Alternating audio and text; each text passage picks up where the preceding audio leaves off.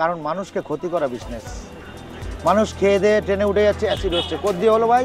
Train থেকে নেমে ওষুধ খাচ্ছে, এগুলো ব্যাপারটা এটাই। কারণ রাতের খাসি যদি মধু দিয়ে করো সকালে কিন্তু বাসি, আর রাতের ভাত সকালে কিন্তু পাঁচটা।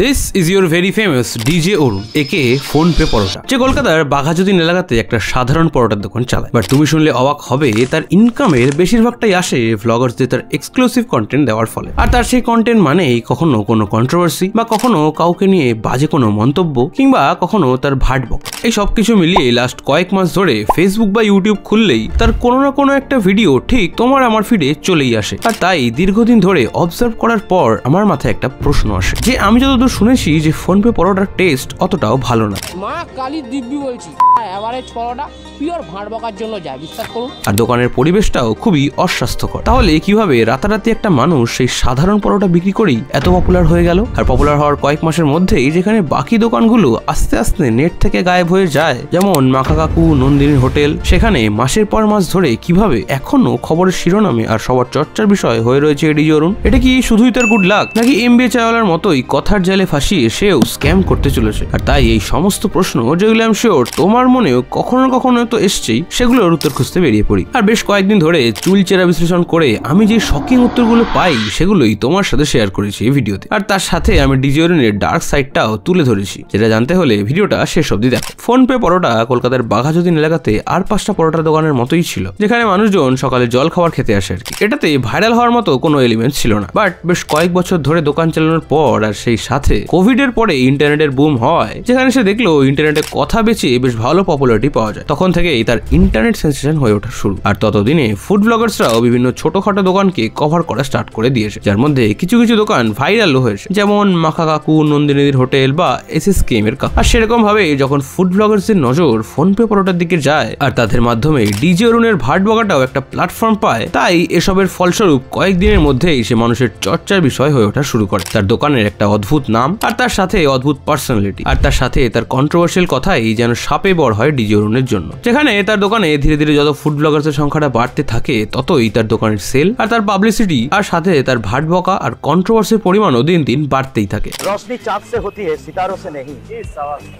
আর ফোন পে পরোটা বিশ্ববিখ্যাত পরোটা বাঘাযতীন পর হতি হ্যায়, আসমান সে नहीं। যেখানে একটা সময় পর লোকে তার দোকানে আর পরোটা খাওয়ার জন্য না, বরং তার মুখ থেকে নতুন কিছু শুনতে তার দোকানে যাওয়া শুরু করে, কারণ সে প্রত্যেক দিনই কিছু না কিছু কন্ট্রোভার্সিয়াল কথা বা তার ভাট বকা চালিয়ে যেত। আর যার ফলে এই ব্লগার্সদের ভিডিওতে ভিউজ আর তার দোকানের কাস্টমারদের ভিড় দুটোই বাড়তেই থাকে। যেখানে কেউ কেউ তাকে তার দোকানে গিয়ে রোস্ট করা শুরু করে, বা তাকে একটু উস্কে দিয়ে তার মুখ থেকে একটা কন্ট্রোভার্সিয়াল কোনো কথা বের করার চেষ্টা করতে শুরু করে। আর এভাবেই যেমনটা সে নিজেকে ইন্টারনেট খ্যাত বা ইউটিউব ফেমাস পরোটার দোকান বলে, সেটাই যেন শুরু হয় তার সাথে। যেখানে ফেসবুক, ইউটিউব বা ইনস্টাগ্রাম খুললেই হয় কেউ তাকে নিয়ে খিল্লি করছে, বা তাকে নিয়ে মিম বের হচ্ছে, নইলে রোস্টাররা তাকে নিয়ে রোস্ট ভিডিও বানাচ্ছে, বা ফুড ব্লগার্সরা ডেইলি নতুন কোনো কন্ট্রোভার্সি করছে। আর এটাই বাংলার ভাইরাল হওয়া যে কোনো মানুষের সাথেই হয়ে আসছে দিনের পর দিন। যেখানে একজনের কিছু কথা বা তার কোনো স্টাইল ভাইরাল হয়, আর তারপর থেকে দোকানে ফুড ব্লগার্সদের ভিড় শুরু হয়। আর যাদের ভিডিও দেখে প্রথম সেই দোকানে মানুষের ভিড় উপচে পড়া শুরু করে। 3টে পরোটা, আনলিমিটেড তরকারি, একটা সেদ্ধ ডিম, এক টুকরো কাঁচা লঙ্কা দিয়ে মাত্র 30 টাকা, যাতে ট্রেনের টিকিট দিতে পারবে না।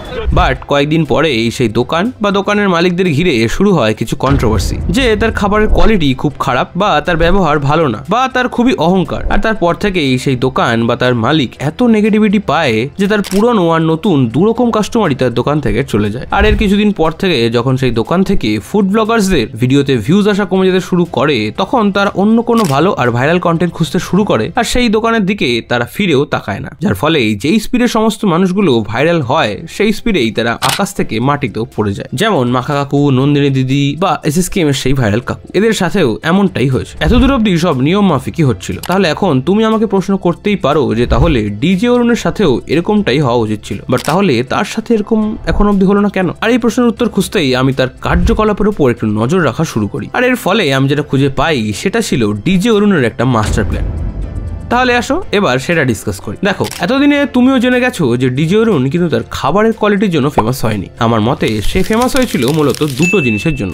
এক, ফেমাস মানুষদের সাথে কন্ট্রোভার্সি করে বা তাদের নামে কিছু বাজে মন্তব্য করে, আর দুই, নিজের ঢোল নিজেই পিটিয়ে। আর এই সবকিছু আমি কিন্তু হাওয়াতে বলছি না, দাঁড়াও এগুলোকে এক্সপ্লেন করে দিচ্ছি। তুমি যদি তোমার মস্তিষ্কে একটু জোর দাও তাহলে নিশ্চয়ই তোমার মনে পড়বে যে ডিজে অরুণ ফেমাস হওয়ার পর থেকেই কন্ট্রোভার্সিও যেন তার সাথে লেগেই রয়েছে। যেমন তার সাথে অতীতে বেশ কয়েকজন ফেমাস লোকেদের সাথে ঝামেলা বা কন্ট্রোভার্সি হয়েছে, যেমন স্মার্ট গ্রাজুয়েট চায়ওয়ালা, আমেরিকান দাদা। এবার প্রশ্নটা হলো, একজন ব্যবসায়ী কি একজন ব্যবসায়ীর নামে এইভাবে বলতে পারে? শুধু কি আমার নামে বললেছে? এই মানুষটি, এই ভদ্রলোকটি কন্টিনিউ কারণ না কারণ আমি ব্যক্তিগত আক্রমণ, কখনো বাবা তাদের বিজনেস নিয়ে আক্রমণ, মানে এই লোকটা কি কন্টিনিউ এইভাবে করে যাবে? এটি কোনো ইয়ে নেই। বা রিসেন্ট ভাইরাল হওয়া রাজু দাকে নিয়ে করা তার মন্তব্য। বাট আমার মতে ডিজে অরুণ এই সমস্ত কন্ট্রোভার্সি বা এই বাজে বাজে মন্তব্য ইন্টেনশনালি করে। হ্যাঁ, ঠিকই শুনেছো, এগুলো সে ইন্টেনশনালি করে। কারণ এতদিনে সে এটা বুঝে গেছে যে ফেমাস কোনো ব্যক্তিকে যেখানে সবাই তাকে ভালো বলছে, সেখানে তুমি যদি তাকে নিয়ে নেগেটিভ বা ক্রিঞ্জ কোনো মন্তব্য করো তাহলে মানুষ তোমার সেই কন্টেন্টটা দেখতে বাধ্য।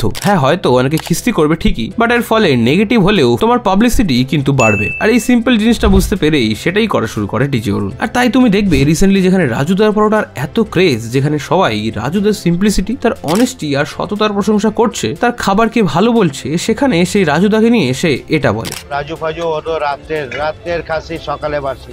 রাজু ফাজু কে খাজু এসব না। এছাড়া হাঁটুর বসে মেয়েদের সাথে পার্টি করা বা তাদের সাথে নাচানাচির ভিডিও করা, একজন সাধারণ পরোটা বিক্রেতার এই লাইফস্টাইল দেখে যে কেউ একটু শক্ট হতে বাধ্য। এছাড়া পাটুলিতে লোকালদের সাথে ঝামেলায় জড়িয়ে পড়ে সোশ্যাল মিডিয়াতে ক্ষমা চাওয়া। খুব ভালো লাগছে। বাস্তব বলছো? কদিন আগে এতটা অপমানিত হলে পাটুলিতে দাঁড়িয়ে সব দোকানদাররা মিলে আই ডোন্ট কেয়ার। এই মোবাইল বন্ধ। এটাকে সরি বলতে বলো। কিসের সরি? তোমাকে চটকাবড়া মেরে সরি বলবো। কেন?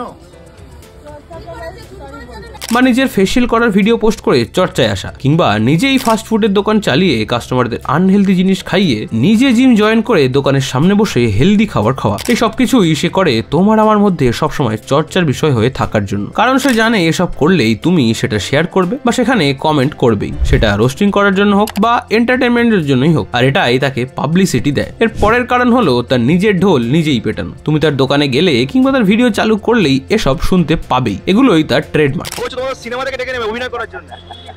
তা অভিনয় করবে তুমি? ইচ্ছা আছে? কোনো ব্যাপার নেই, কেউ ডাকলে আমি অভিনয় করে দিয়ে আসবো। শিওর? ডিজে অরুণ গাই না গাওয়াই, নাচি না নাচাই, বাজি না বাজাই, নাম হচ্ছে ডিজে অরুণ। ডিজে অরুণ। যেগুলো মানুষের কাছে ফানি বা মিম মেটেরিয়াল বলে মনে হয়। আর এর ফলেই তাকে নিয়ে রোস্ট বা মিম চলতেই থাকে বিভিন্ন সোশ্যাল মিডিয়াতে। একটা সময় পর সমস্ত রোস্টার শুধু তাকে নিয়েই কথা বলা স্টার্ট করে, আর সমস্ত ফুড ব্লগার্স তার কাছ থেকে এসব কন্ট্রোভার্সি গুলোকে স্প্রেড করতে শুরু করে। ফুড ব্লগার্স এর কথাতে মনে পড়লো যে এই সো কল্ড ফুড ব্লগার্সরাই তার এই কাজটা করতে তাকে হেল্প করছে, যেখানে এসব ফুড ব্লগার্সদের চ্যানেলে ফুড রিভিউ বাদ দিয়ে প্রায় সবকিছুই হয়। যেমন এই দোকানের মালিক অন্য দোকানের মালিককে নিয়ে কি বললো, কার খাবার বাজে, কার খাবার ভালো, এসব বেসিক্যালি পাড়ার কাকিমাদের মতো এদিকের কথা ওদিকে লাগানো যাকে বলে আর কি। এসবই হলো তার মার্কেটিং এর একটা প্ল্যান। কারণ সেটা বুঝে গেছে যে তার ফেমাস হওয়ার পেছনে যদি কারোর হাত থেকে থাকে তবে সেটা হলো কন্ট্রোভার্সি আর তার এই ভাট বকা। আর এর সাথে কখনো পার্টি কিংবা কখনো অন্য ক্রিম জিনিসপত্র করে সোশ্যাল মিডিয়াতে তার হাইপটা অলওয়েজ ক্রিয়েট করে রাখা, যে ডিজে অরুণ কি বললো, ডিজে অরুণ কোথায় গেল। আর এসব এই ফার্স্ট টাইম হচ্ছে সেটাও কিন্তু নয়। স্যান্ডি শাহর পাসটাও কিছুটা এরকমই ছিল, যেখানে সেও প্রথমে গাঁদা ফুল, মর্টিন, কাদা কাদা এসব করেই ফেমাস হয়েছে, যেখানে তার লাইফ চলাকালীন লোকের বাজে কমেন্ট ছাড়া আর কিছুই পায়নি সে। আর এর ফলেই রোস্টাররা আর মিমাররা তাকে নিয়ে অনেক ভিডিও বানায়, আর যার ফলে এই নেগেটিভ পাবলিসিটির মাধ্যমেই সে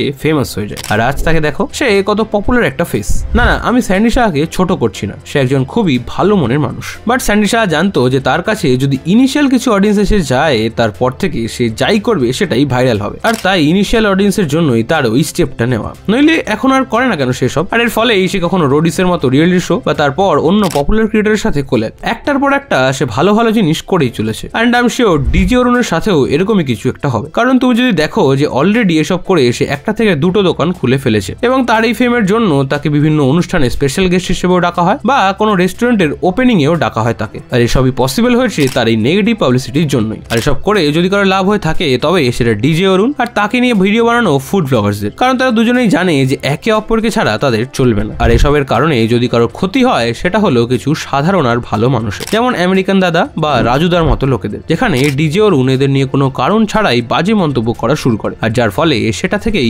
ইনফ্লুয়েন্সড হয়ে একদল ফুড ব্লগার্স এদের দোকানে গিয়েও কন্ট্রোভার্সি শুরু করে যে রাজুদার খুব অহংকার, রাজুদা আমাদের পাত্তা দেয় না, রাজুদার ফুড কোয়ালিটি খুবই খারাপ। আর এসবের ফলে এই সাধারণ মানুষগুলো হেড পেতে শুরু করে। আর তারপরে তাদের ব্যবসার সাথে কি হয় সেটা আমাদের সবারই জানা। তাই তোমাদের সবার কাছে আমার একটাই রিকোয়েস্ট যে যদি কাউকে ফেমাস বানাতেই হয় তবে একজন সৎ নিরীহ মানুষকেই বানাও, বাট কোনো সেলফ অবসেস যে নিজেকে সবার থেকে ভালো মনে করে তাদেরকে নয়, কারণ এদের পতন শুধুই সময়ের অপেক্ষা। আর ডিজে অরুণ যদি MBA চায়ওয়ালার মতোই কথা বেচে ফেমাস হওয়ার পর তার দোকানের ফ্র্যাঞ্চাইজ বেচে স্ক্যাম করা শুরু করে, তাতেও আমি অ্যাটলিস্ট অবাক হব না। আর এত দূর ভিডিওটা দেখার পর ডিজে অরুণ বা ফোনপে পরোটা সম্বন্ধে তোমার কি মতামত সেটা কমেন্ট বক্সে জানাতে ভুলো না। আর এই সমস্ত ফুড ব্লগার্স কিভাবে সাধারণ মানুষের ব্যবসা নষ্ট করে সেটা এই ভিডিওতে ডিটেলসে আলোচনা করেছি। এখানে ক্লিক করে চলে আসো, তোমার সাথে আমার দেখা হচ্ছে ওখানে।